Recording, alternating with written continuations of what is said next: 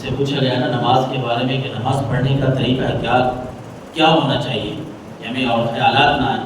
وہ کہتے ہیں میں تو جب نماز پڑھتا ہوں میں یوں سمجھتا ہوں کہ کعبہ شریف میرے سامنے ہے. جب میں نماز کے لیے کھڑا ہوتا ہوں میں یہ تصور کرتا ہوں کہ اللہ کا گھر میرے سامنے ہے اور میں پل صراط پہ کھڑا ہوں. پل صراط میرے قدموں کے نیچے ہے، وہ پل صراط جس کے بارے میں احادیث رسول میں آتا ہے کہ وہ تلوار سے بھی تیز ہے اور بار سے باریک ہے. کہتے ہیں میں یہ تصور کرتا ہوں کہ میں پل صراط پہ کھڑا ہوں اور پھر میں یہ تصور کرتا ہوں کہ میری دائیں طرف جنت ہے اور بائیں طرف کھبی سائڈ پہ جہنم ہے. اور کہتے ہیں میں نماز میں یہ بھی تصور رکھتا ہوں کہ موت کے فرشتے کو اپنے پیچھے کھڑا ہوا دیکھتا ہوں کہ موت کا فرشتہ میرے پیچھے کھڑا ہے اور یہ میں آخری نماز پڑھ رہا ہوں. میں آخری نماز پڑھ رہا ہوں، خوف اور امید کے درمیان نماز ادا کرتا ہوں. رب سے ڈرتا بھی رہتا ہوں، امید بھی رکھتا ہوں کہ اللہ گناہوں کو معاف فرما دے گا. جب اس طرح کی نماز انسان یہ تصور بنا لے کہ اللہ کا گھر سامنے ہے، پل صراط پہ کھڑا ہوں، دائیں سائڈ پہ جنت ہے، بائیں پہ جہنم ہے، پیچھے موت کا فرشتہ کھڑا ہے، اتنے سارے تصورات بندہ جب بنا لے اور رب کے گھر میں پھر آگے تکبیر تحریمہ باندھے گا تو یقیناً ایسی نماز بندے کو دنیا میں بھی فائدہ دے گی، آخرت میں بھی فائدہ دے گی. اور پھر جمعے کی ہم بات کر رہے تھے، نماز جمعہ اللہ کے نبی صلی اللہ علیہ وسلم نے فرمایا، کنز العمال شریف کی حدیث مبارکہ منقول ہے کہ حضرت عبداللہ ابن عباس رضی اللہ تعالیٰ عنہ فرماتے ہیں کہ رسول اللہ صلی اللہ علیہ وسلم نے فرمایا الجمعہ تو حج المساکین، اور ایک روایت میں حج الفقراء کے الفاظ ہیں.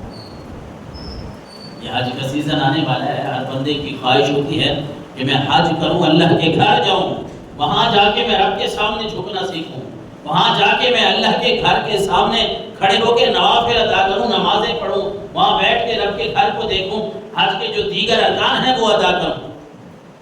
خواہش تو ہر بندے کی ہے لیکن ہر بندے کے پاس کی بات نہیں ہے. وہاں جانا بہت سارے معاملات ہیں، پیسے ہیں، دوسرے معاملات، ہر بندہ جا نہیں سکتا. کتنی خوبصورت حدیث رسول ہے کہ اللہ کے نبی صلی اللہ علیہ وسلم نے فرمایا یہ جمعہ مسکینوں کا حج ہے، فقیروں کا حج ہے. یہ جمعہ جو یہاں آ جاتے ہیں اور نماز ادا کرتے ہیں، نماز جمعہ، یہ مسکینوں کے لیے، غریبوں کے لیے یہ حج ہے. اور ایک حدیث رسول صلی اللہ علیہ وسلم کا مفہوم ہے کہ اللہ کے نبی نے فرمایا یہ جمعہ جو ہے یہ عید کا دن ہے مومنوں کے لیے، مسلمانوں کے لیے عید ہے، عید کا دن ہے. یعنی یہ کسی دن سے کم نہیں ہے. اللہ اور اس کے رسول صلی اللہ علیہ وسلم نے جمعہ کی دن کی بھی بہت ساری فضیلتیں بیان فرمائی. اور رسول اللہ صلی اللہ علیہ وسلم نے فرمایا یہ وہ دن ہے جس دن اکثر طور پہ آپ نے سنا ہوگا کہ حضور صلی اللہ علیہ وسلم پہ زیادہ سے زیادہ درود پڑھا جائے. اس دن میں جمعہ کے دن کوشش کریں کہ اللہ کے نبی صلی اللہ علیہ وسلم پہ درود شریف پڑھیں. باقی ذکر اذکار بھی کریں، اللہ کا ذکر بھی کریں، تسبیحات پڑھیں، استغفار کریں، جتنا مرضی ہے جو پڑھیں، لیکن ساتھ ساتھ اللہ کے نبی صلی اللہ علیہ وسلم پر درود بھی کثرت سے اس دن کو پڑھا کریں. کیونکہ حضور علیہ السلام نے فرمایا فَأَكْثِرُوا مِنَ الصَّلَاةِ عَلَيَّ فِيهِ، لوگوں تمہارا اکثر طور پہ زیادہ جو ہے جمعہ کے دن میرے اوپر درود پڑھا کرو. فَإِنَّ صَلَاتَكُمْ يَوْمَ الْجُمْعَةِ مَعْرُوضَةٌ عَلَيَّ، کیونکہ جمعہ کے دن جو تم درود پڑھتے ہو وہ میرے اوپر پیش ہوتا ہے، مجھے بتایا جاتا ہے. قالوا وكيف تعرض صلاتنا عليك وقد ارمت اي بريت، اللہ کے نبی صلی اللہ علیہ وسلم سے جو ہمارے ذہنوں میں خلش کسی کے ذہن میں اگر آئے کہ اللہ کے نبی وہاں کیسے سنیں گے، آپ تو قبر مبارک میں ہیں، اپنے مزار مبارک میں ہیں، اس لیے یہی بات پوچھ لی کہ اللہ کے نبی جب آپ اس دنیا سے چلے جائیں گے ہمارا درود کیسے رہے گا، ہم وہ درود پاک پڑھیں گے تو آپ تک کیسے جائے گا. اور ہو سکتا ہے جس طرح عام بندوں کی قبریں جو ہیں وہ مٹ جاتی ہیں، ختم ہو جاتی ہیں، ہڈیاں گل سڑ جاتی ہیں.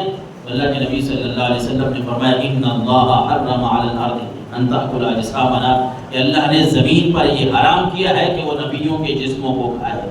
نبیوں کے جسم جو ہوتے ہیں وہ اپنی قبروں میں اسی طرح محفوظ رہتے ہیں جس طرح دنیا میں ہوتے ہیں.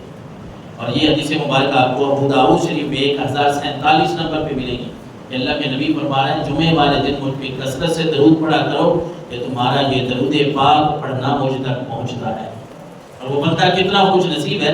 جس طرح ایک روایت میں یہ بھی درود شریف کے حوالے سے اگر بات کریں تو ایک روایت میں یہ بھی بات ملتی ہے نا کہ اللہ کے نبی نے فرمایا جو بندہ مجھ پہ درود پڑھتا ہے نا اس کا نام اور اس کے باپ کا نام بھی میری بارگاہ میں پیش ہوتا ہے. وہ بندہ کتنا خوش نصیب ہوتا ہے کہ جب اللہ کے نبی پہ درود پڑھے اس بندے کی حاضری اور اس کے باپ کا نام بھی اللہ کے نبی کے سامنے لیا جائے، یا رسول اللہ یہ فلاں آدمی فلاں علاقے سے اور فلاں کے بیٹے نے آپ پہ یہ درود پیش کیا ہے، درود کے گجرے بھیجے ہیں۔